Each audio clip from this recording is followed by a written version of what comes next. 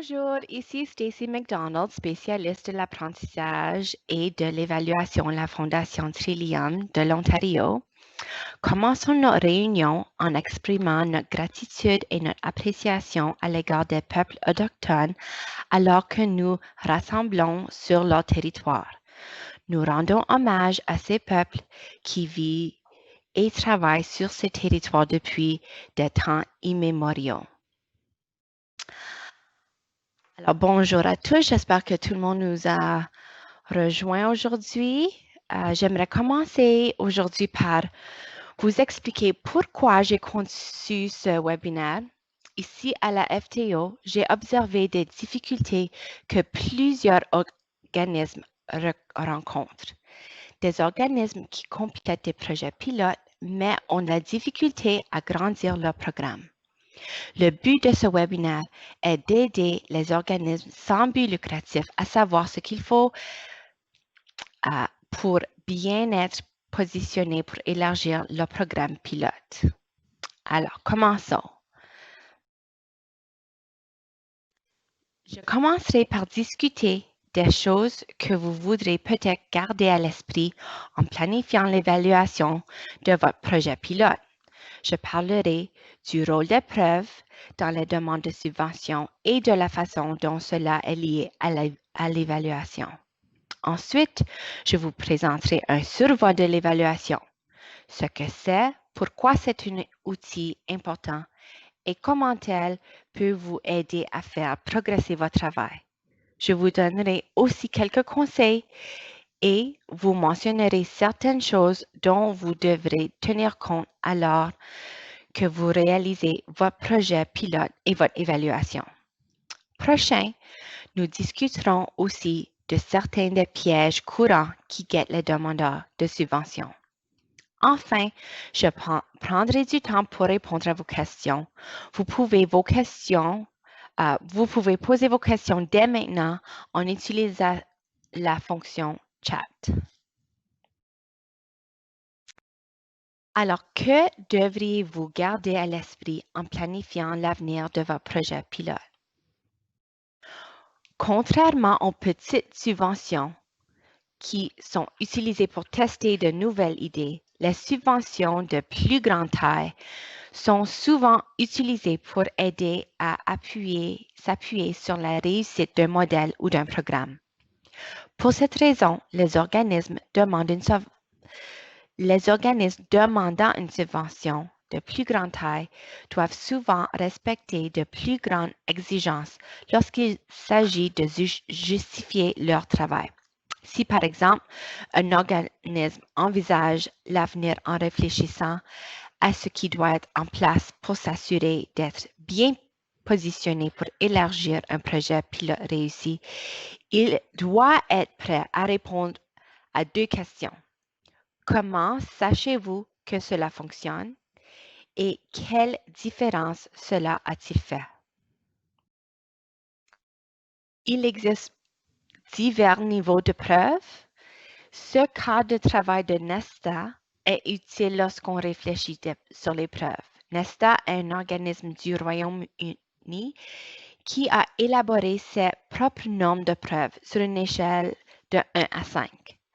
Le niveau 1 représente un niveau inférieur de preuves approprié à des innovations à un stade très précoce, comme les subventions de démarrage de la FTO, où nous pouvons seulement nous attendre à ce que les organismes décrivent clairement ce qu'ils font et pourquoi cela est important. Alors que les niveaux progressent, on s'attend à ce que les données soient recueillies pour démontrer un changement positif et ensuite une causalité et enfin que les résultats sont reproduits et confirmés. Donc, qu'est-ce que cela signifie pour les organismes qui entreprennent un programme pilote? Au début de votre programme, vous savez ce que vous voulez atteindre. Maintenant, vous devez déterminer comment vous saurez si un changement positif se produit, ainsi que les données que vous devrez recueillir pour y arriver. Plus tard, si vous élargissez le programme, vous voudrez peut-être explorer s'il convient d'essayer de savoir dans quelle mesure votre programme ou modèle produit ce changement positif. Maintenant, discutons des choses dont vous voudrez peut-être tenir compte lorsque vous évaluerez votre projet pilote.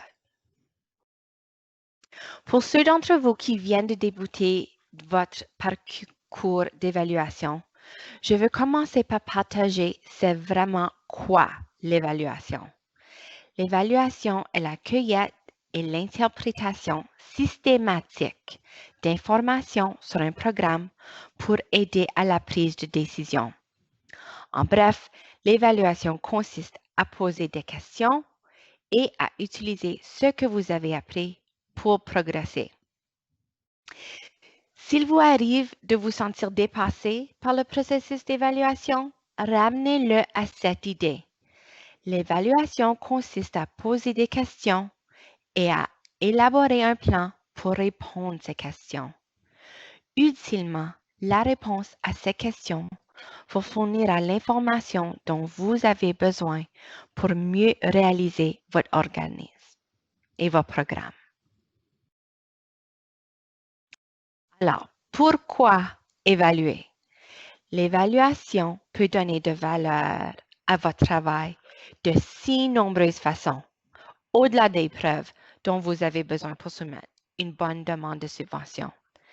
J'aimerais prendre quelques minutes pour discuter de certaines façons dont l'évaluation de vos projets pilotes peut vous aider. Premièrement, vous pouvez connaître ce qui fonctionne et ce qui ne fonctionne pas. Ça peut être la structure de vos activités, la durée ou leurs environnements. Tout cela dépend de ce que vous voulez apprendre. Pour vos résultats, ils peuvent vous aider à améliorer votre programme. Par exemple, il y a un programme à l'intention de femmes qui ont récemment émigré. Malheureusement, le taux de participation est bas. Après avoir interviewé quelques membres de la communauté dans le cadre de l'évaluation, l'organisateur du programme s'est rendu compte qu'un manque d'accès à une garderie était un gros obstacle qui devrait être abordé à l'avenir. Si l'organisateur n'avait pas mis en place un plan d'évaluation, il n'aura pas découvert cet obstacle à la participation. L'évaluation peut aussi vous aider à savoir si vous obtenez les résultats prévus, si un changement positif se produit ou non. Lorsque vous aurez vos résultats, vous pourrez utiliser cette information pour mieux justifier l'élargissement de votre programme. Enfin, vous pouvez utiliser ce que vous apprenez pour mieux raconter ce qui se passe. Cela peut aider à renforcer le soutien de la part des parties prenantes de votre communauté ainsi que des futurs donateurs.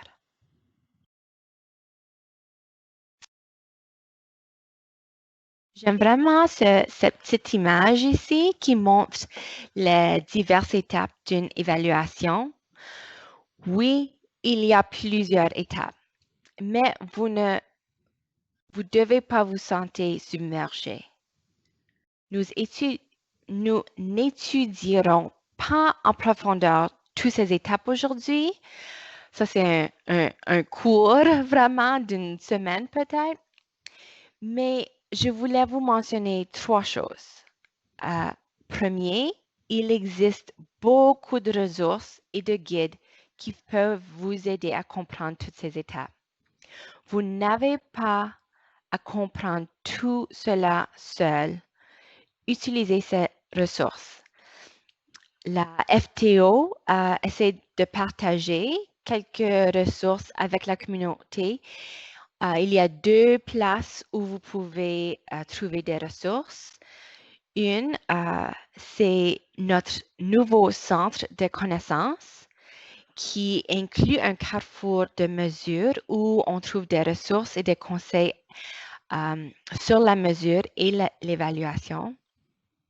La FTO FTO a aussi créé un cours d'apprentissage en ligne sur l'évaluation.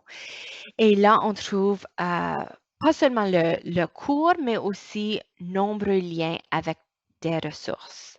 Alors, à la fin de ce webinaire, je vous donnerai le lien pour ces deux outils.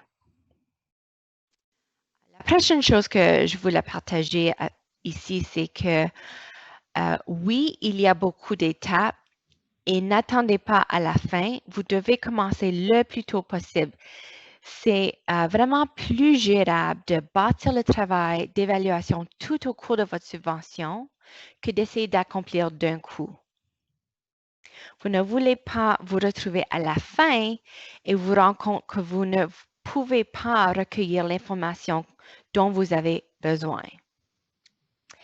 Et finalement, l'évaluation, c'est plus que faire un sondage, que vous devez réfléchir à ce que vous voulez apprendre, vous assurer de recueillir les bonnes informations pour répondre à vos questions, ainsi que prendre le temps d'examiner vos constatations et idéalement vérifier auprès des parties prenantes et obtenir leurs commentaires sur les résultats.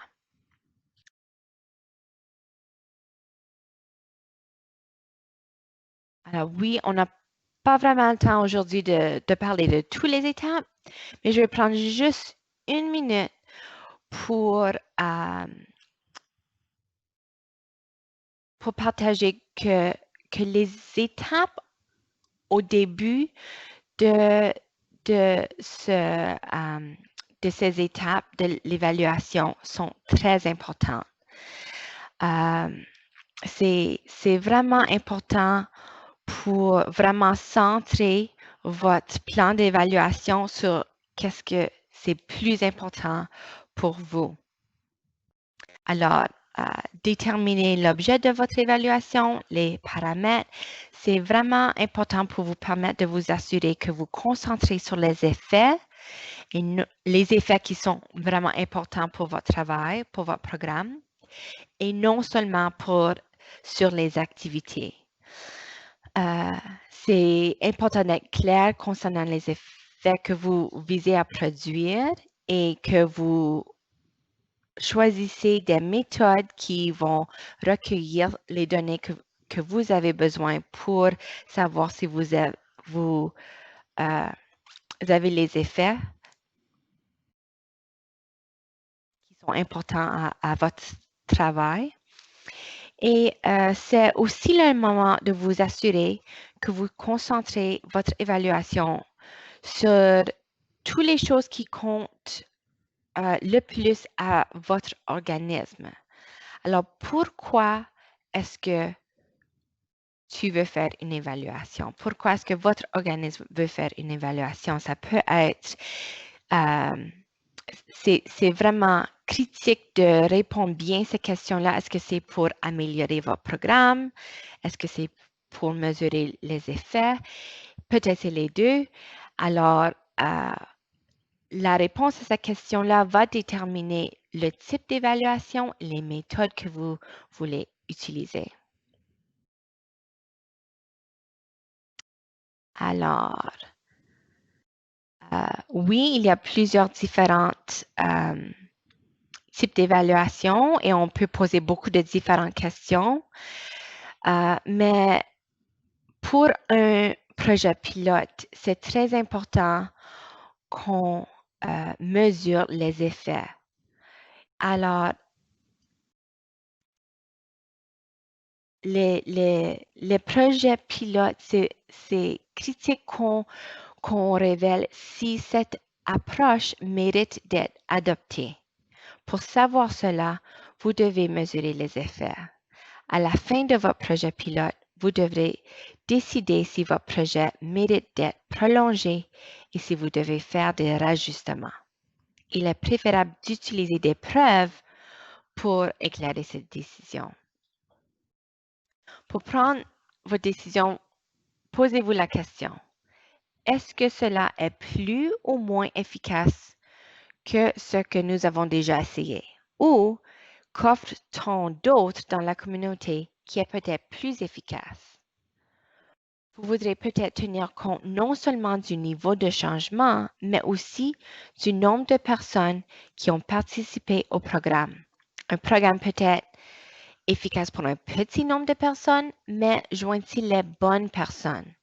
Certaines personnes sont-elles exclues ou abandonnent-elles le programme? Alors ça, c'est toutes des bonnes questions qu'à la fin du projet pilote, on veut vraiment pouvoir répondre. Alors, comment est-ce qu'on peut répondre à ces questions? Il y a plusieurs façons de réaliser cela. Premier, j'aime suggérer qu'on commence par examiner des recherches externes, peut-être même quelque chose qui vous a inspiré ou éclairer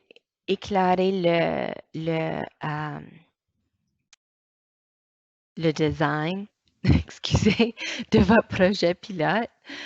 Si les évaluations ou des recherches semblables ont déjà été réalisées, vous n'aurez peut-être pas besoin de faire une évaluation aussi approfondie.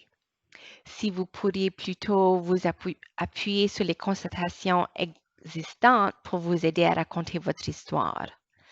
Vous pouvez aussi examiner la façon dont d'autres ont mesuré ces résultats et utiliser leur méthode ou leur indicateur de réussite. Dans un tel cas, recherchez et documentez toutes les différences dans vos résultats qui peuvent être attribuables aux différences dans la façon dont votre projet a été mis en œuvre par rapport aux recherches externes. Que pouvez-vous apprendre de ces différences? Une autre option, c'est de recueillir des données avant, durant et après, selon la durée de votre programme, de sorte que vous puissiez voir si le changement s'est effectivement produit. Demandez aux gens de revenir en arrière ou de parler du passé, c'est vraiment pas fiable. Il existe des façons d'être plus certain de vos résultats, même si vous n'avez pas un concept d'évaluation très sophistiqué. Dans ce cas, vous pouvez utiliser une approche de méthode mixte. Ça veut dire recueillir des données de plus d'une source, de plus d'une façon. Par exemple, recueillir des données de sondage auprès des participants et aussi interviewer le personnel ou demander le personnel de recueillir des données pendant la durée du programme. Un autre choix, c'est de recourir à un groupe de comparaison. Bien que cela nécessite habituellement plus de ressources, c'est une façon de savoir si un changement est produit et d'avoir une idée de votre rôle dans la production de ce changement. Alors, qu'est-ce qu'on fait? C'est qu'on suit les changements dans vos participants et aussi pour un groupe semblable de personnes pour tenter de comprendre si d'autres choses ont engendré le changement. Finalement, vous devez aussi tenir compte d'autres choses qui se passent qui peuvent contribuer à le changement. Explorez les autres explications.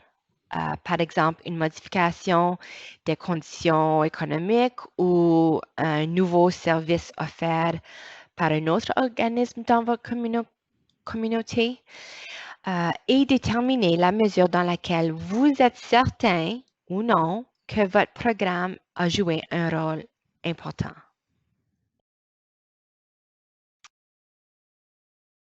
Les projets pilotes sont habituellement de courte durée. Bien que vous puissiez en apprendre beaucoup en un an, la durée vous restreint et vous ne pourrez probablement obtenir que des résultats préliminaires.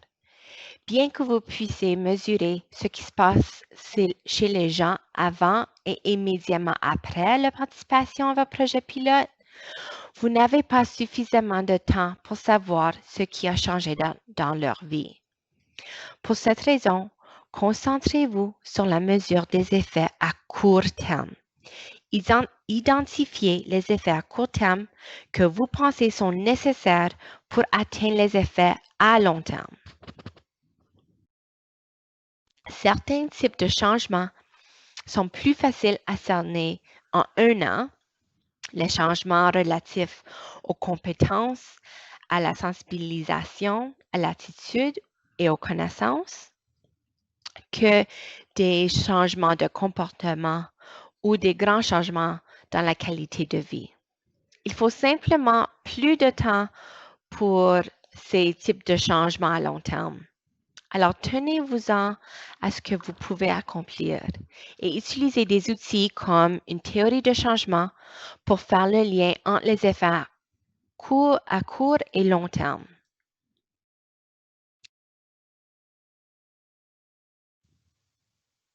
À la fin de votre évaluation, vous devrez prendre une décision. S'agit-il d'une idée prête à mettre en œuvre intégralement ou devons-nous continuer à expérimenter ou à tester? Vous vous rendrez peut-être compte que vous n'êtes pas tout à fait prêt à élargir votre idée. Vous déciderez peut-être de réaliser un autre projet pilote en utilisant les leçons que vous avez tirées pour aider à éclairer une autre itération de votre programme. Peu importe l'effet, même si les résultats sont préliminaires, s'il vous plaît, partagez ce que vous avez appris, peut-être sur notre centre de connaissances. Il est fort probable qu'une autre communauté fait face à des défis semblables et peut apprendre de votre expérience. Et finalement, les pièges courants. Méfiez-vous de ces pièges quand vous vous préparez pour élargir votre programme.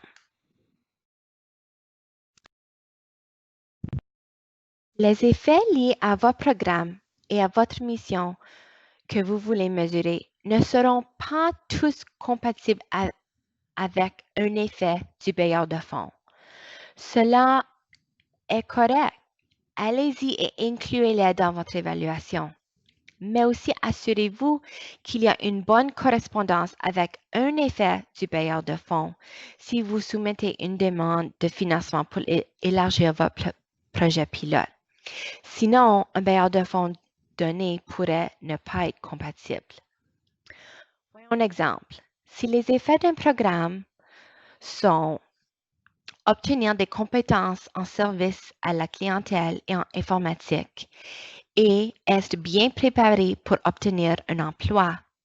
Un bailleur de fonds recherchant cet effet, les gens ont les compétences et les connaissances pour acquérir une plus grande autonomie financière sera alors compatible.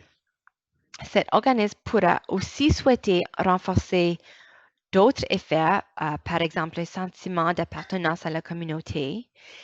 Et cela est fantastique, mais gardez simplement à l'esprit que si vous soumettez une demande de financement et qu'il y a un changement positif dans cet effet et pas ceux sur la diapo, alors vous aurez plus de chances de trouver un bailleur de fonds qui veut faire des investissements dans l'autre effet. En fait, ce sera peut-être une bonne idée de voir à l'avance si des bailleurs de fonds souhaitent investir maintenant dans certains effets et si selon vous, certains sont compatibles avec votre travail. Cela pourrait vous être avantageux plus tard d'être en mesure de démontrer un changement positif pour cet effet.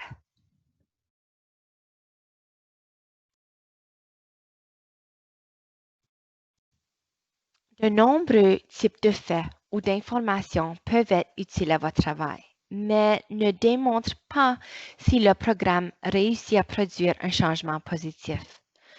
Je ne dis pas que vous ne devrez pas recueillir ces données, étant donné qu'elles pourraient vous être utiles, mais je veux souligner et déterminer les types de données que vous pouvez recueillir qui pourraient indiquer un changement positif se produit. Voyons un exemple. Un programme de formation au rôle parental vise à aider les nouveaux parents à favoriser le développement émotionnel de leurs enfants. Dans cet exemple, comment savoir si le programme est parvenu à aider les parents à favoriser le développement émotionnel de leurs enfants? Nous posons les mêmes questions aux parents et tirons une réponse collective pour savoir si cela fonctionne ou ne fonctionne pas. C'est la première case ici. Ça, c'est les données qui peuvent démontrer un changement positif. Alors, on peut faire ça de plusieurs façons. On peut faire des groupes de discussion, des entrevues, des sondages où les mêmes questions sont posées et les données sont ensuite analysées pour dégager les tendances et les thèmes. La prochaine case, c'est des données qui ne démontrent pas des changements positifs. Ça peut être pertinent pour votre travail, mais la mesure de satisfaction des clients ou le niveau de demande ne nous indique pas si le modèle de programme réussit à produire un changement positif dans un effet donné. Et finalement, il y a aussi beaucoup de données qui démontrent le besoin, comme le nombre d'enfants à risque, qui sont importantes, mais aussi ne démontrent pas clairement le changement. Enfin, un autre piège courant est lorsque les organismes attendent à la fin du projet pour commencer à penser à l'évaluation. L'évaluation n'a pas lieu seulement à la fin. Il est difficile d'avoir les bonnes observations si vous n'avez pas le bon plan en place pour recueillir les données dont vous avez besoin. Donc, n'attendez pas trop longtemps, s'il vous plaît. Commencez maintenant. Finalement, saviez-vous que vous pouvez demander jusqu'à 10% du budget de votre demande de subvention de la FTO pour effectuer votre propre évaluation?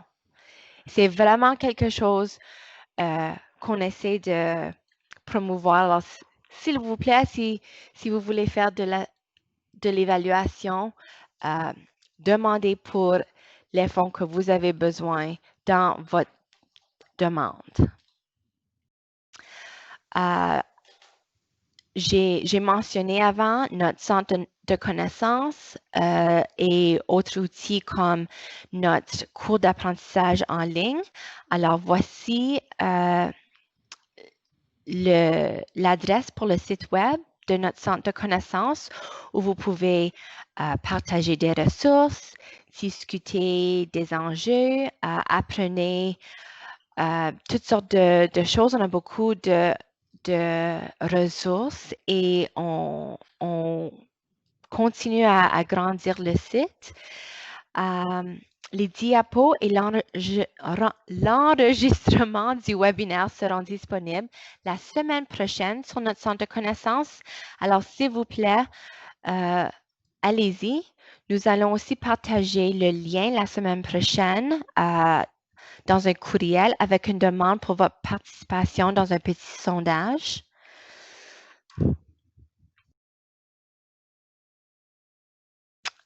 Ici, c'est l'adresse pour notre centre de connaissances. Aussi, la FTO a une chaîne YouTube où on a déjà d'autres webinaires qu'on a enregistrés. Par exemple, un webinaire qui s'intitule Conceptualisation de l'évaluation. Alors, il y a aussi là beaucoup de recherches, pas recherche, ressources. Et si vous avez d'autres questions, veuillez communiquer avec notre centre de soutien ou envoyez-moi un courriel. Je suis toujours heureuse de converser avec les bénéficiaires et les demandeurs de subventions pour offrir des conseils sur l'évaluation. Alors, envoyez-moi un message. Et maintenant, c'est le temps des questions. Je vais prendre une minute pour voir s'il y a des questions déjà.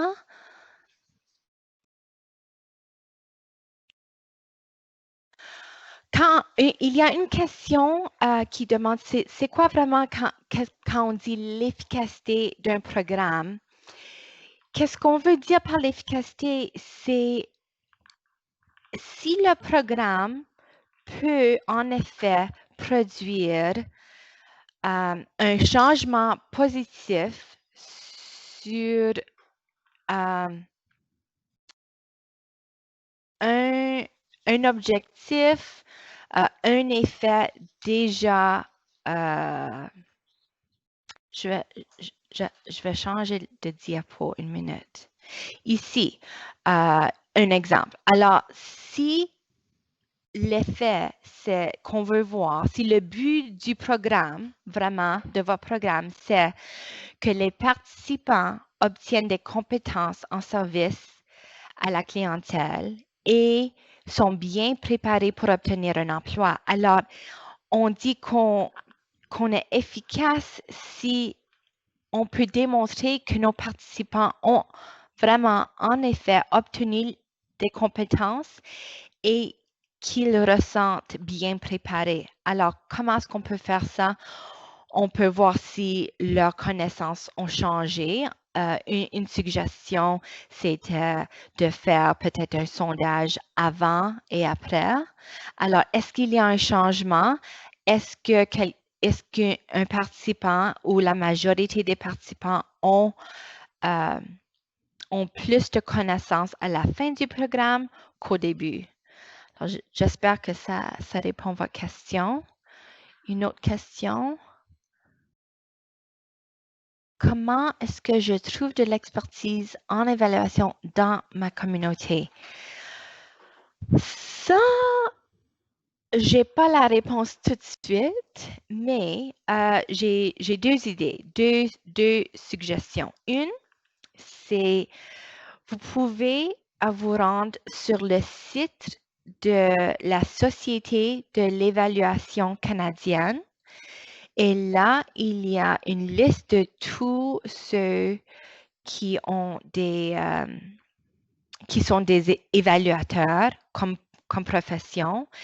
Alors, vous pouvez trouver s'il y a quelqu'un dans votre communauté qui fait part de la société d'évaluation. Une autre suggestion, c'est d'aller au centre de connaissances, de demander s'il y a, quelqu'un d'autre dans la communauté, expliquer où êtes-vous et voir s'il y a un autre organisme sans but lucratif qui peut vous suggérer un évaluateur dans votre communauté.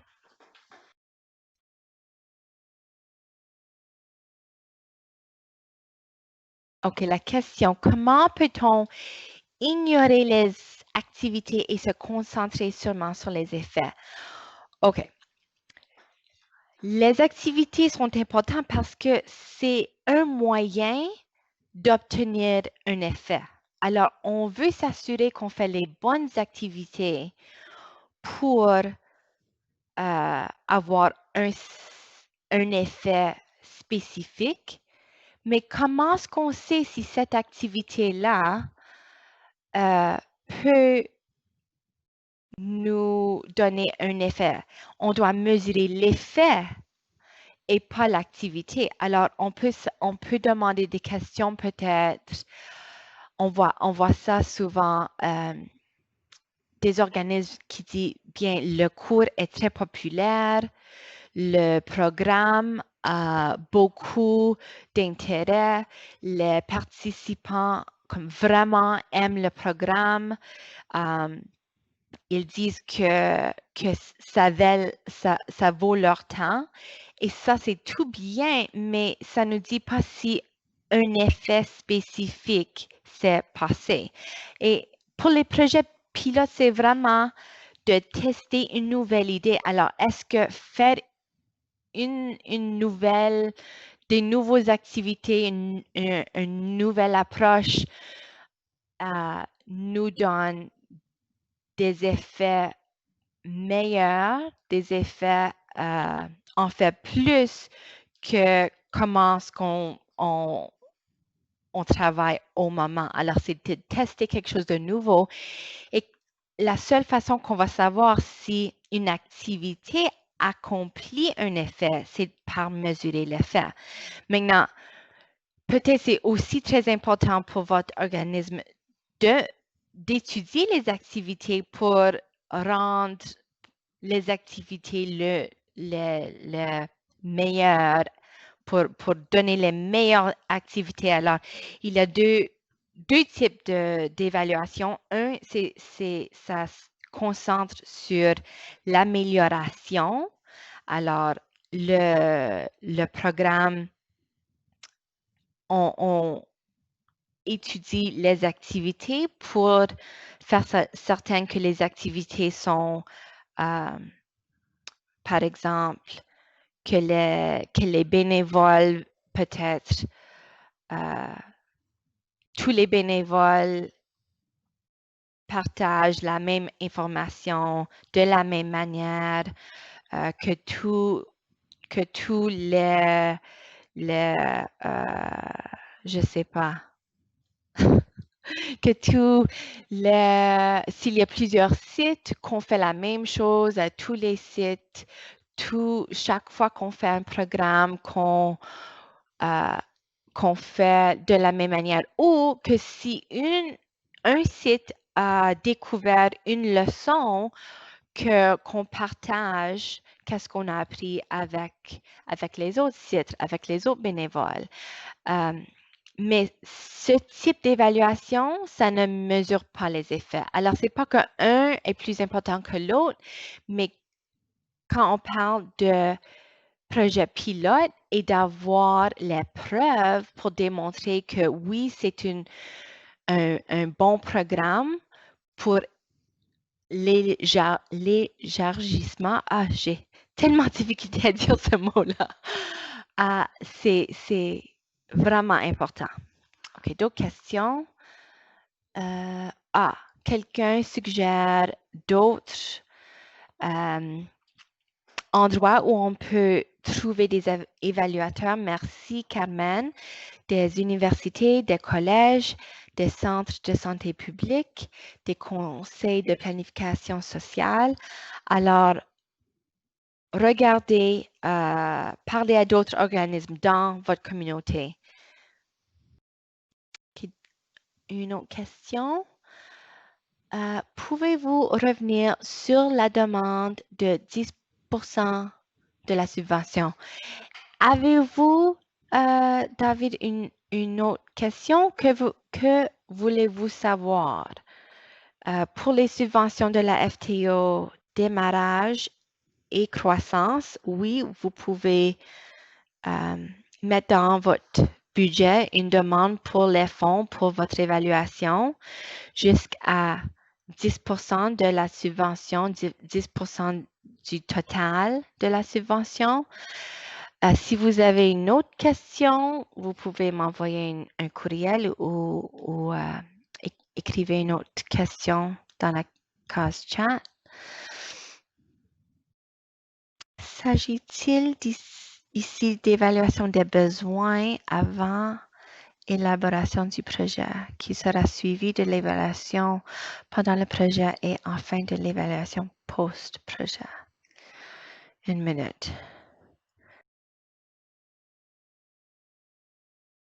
Je ne suis pas certaine si je comprends la question. Si je n'ai pas bien compris la question, dis-moi. Mais qu'est-ce que la question comme je comprends, c'est que est-ce qu'on a besoin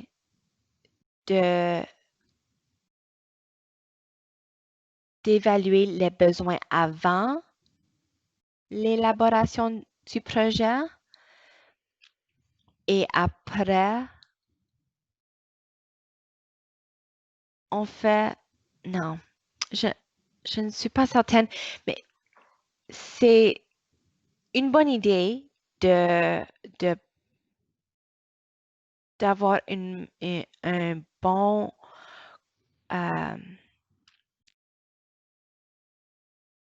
une minute, j'ai une collègue qui dit quelque chose. et de savoir où, où est-ce qu'on commence. C'est quoi les besoins maintenant de la communauté?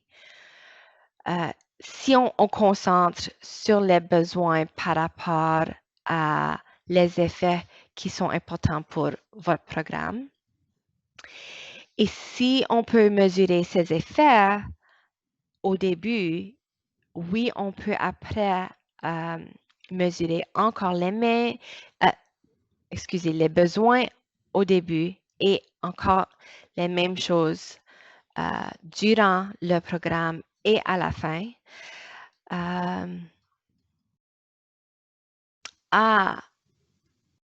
On parle l'évaluation de besoins. Ça, c'est un différent type d'évaluation. C'est quelque chose qu'on peut utiliser comme une évaluation de besoins. C'est plutôt quelque chose qu'on veut faire avant pour nous aider à décider est-ce qu'il y a un besoin pour faire un programme d'un tel dans une communauté ou non. Alors, ce n'est pas vraiment la même chose que la première étape quand on fait la mesure des faits. Alors, c'est en effet une différente sorte d'évaluation.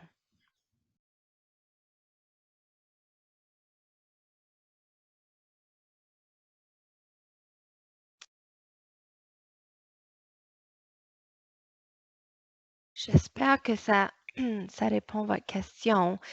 Sinon, vous pouvez toujours m'envoyer un courriel. On peut discuter ensemble. Est-ce qu'il y a d'autres questions? Carmen partage aussi une minute. Broadcast.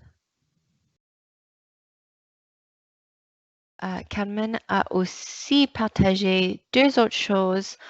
On va partager avec tous les participants. Merci, Carmen. Une autre ressource. Voilà une autre question. Ah, non.